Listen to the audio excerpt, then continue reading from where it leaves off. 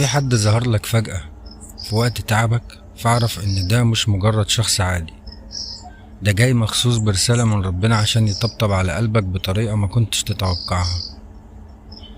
في ناس بيجوا في حياتنا مش علشان يقعدوا، لكن علشان يساعدوك تقوم، علشان يقولوا لك كلمة واحدة تخليك تكمل، علشان يفتحوا لك باب أمل كنت قافله بإيدك.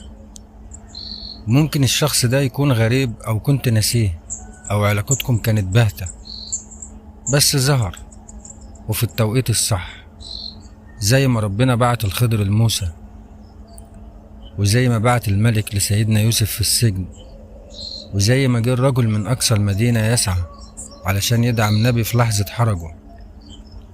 دي مش حكايات، دي سنن ربنا في إن هو يساعد الناس.